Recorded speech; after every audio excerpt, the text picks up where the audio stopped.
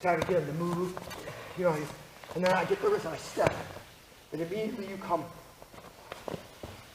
And I'm looking at top and flying. Cool. Yeah.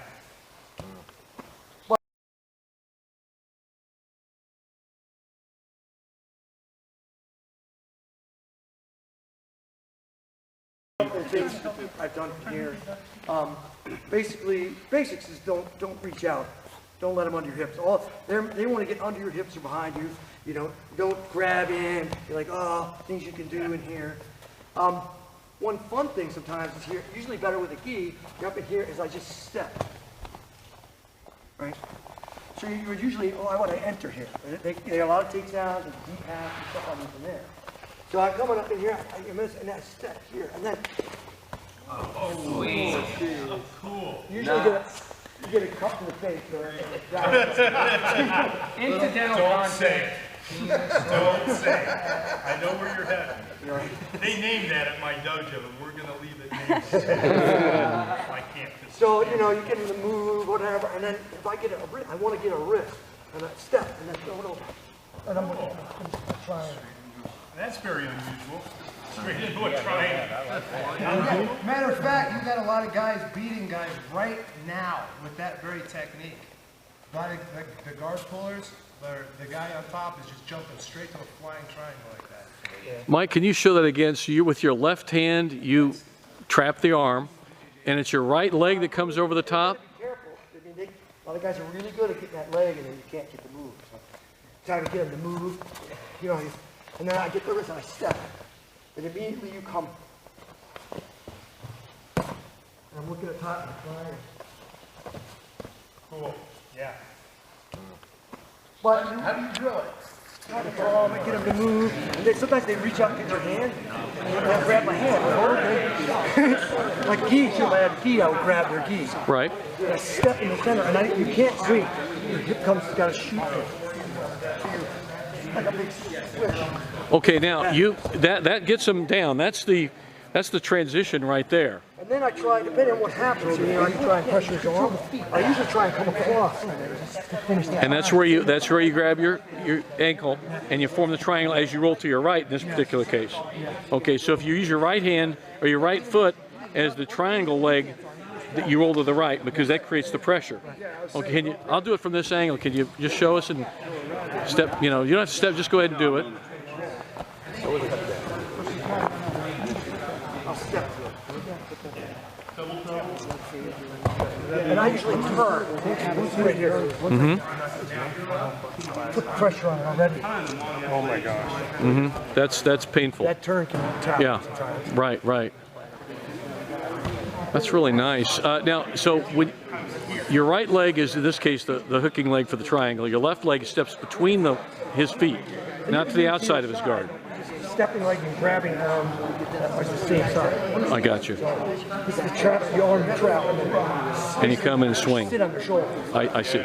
Sit on their shoulder. Yeah, basically sitting on their shoulder. Oh, I see now. Yeah. And you can get the tap just by turning your hips. Okay. Thanks a lot, Mike. Don't roll to the arm side. Okay. And come in, you want to sit right. See how your knee's trapped? Was his knee like trapped? my hip. Okay. You're like, you're going to come in. Oh. And you can start to put triangle pressure there by turning. You can do the triangle, you can sit through. Or you can just try that. Okay. I think what I was doing is the leg that I stepped in the middle, that's the one. Oh, right. Think about walking. Okay. Like walking. I'm just figure four-ing this thing right here. Right? And if I'm not getting an effective triangle, I'm going to underhook this thing. So really,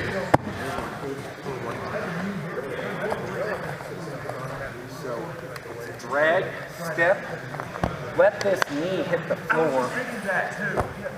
get you locked up. Yes. Based on your toe too.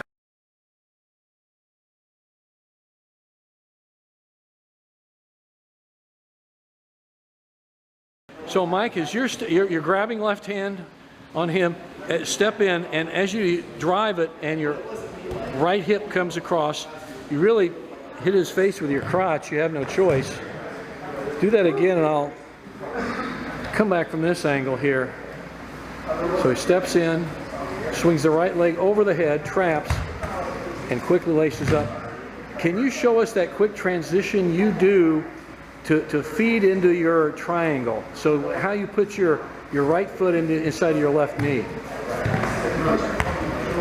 And you swing it in quickly and sit up right there. And even if you don't go to the arm lock, you've got him in a sitting triangle right from the front.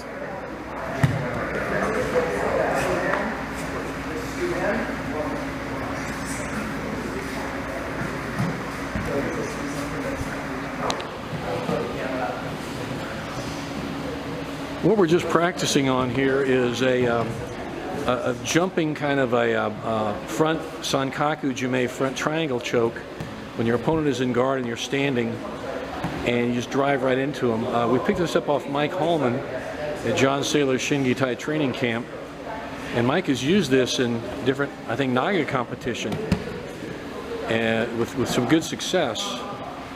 And it's kind of a unexpected move, definitely. The idea is to grab the wrist or the gi, step in, swing your right leg over, in this particular case, right leg Mike was doing, and come into a really front sankaku or triangle choke.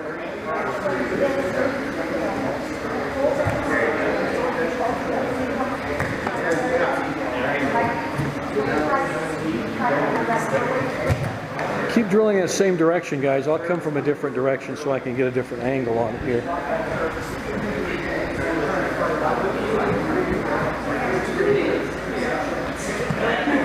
Now the only hitch there, the slow thing, is getting that triangle formed once you're on top of them. I think that's just something we need to practice on. But with practice and good repetition, doing it correctly, you iron that problem out. Catch, step.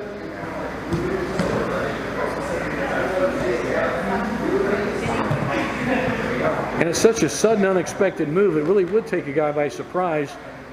I don't know how often you do it, too often, but you know, enough to do it once is enough. That was a nice one.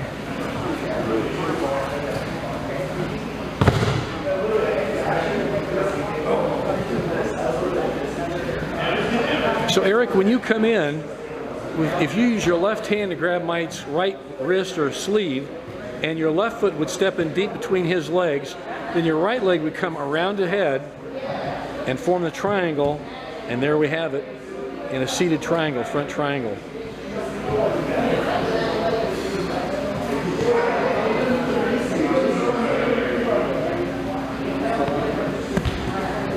In Mike's case, he was using his right hand to cup that head to pull it tighter into the triangle as he formed it, really.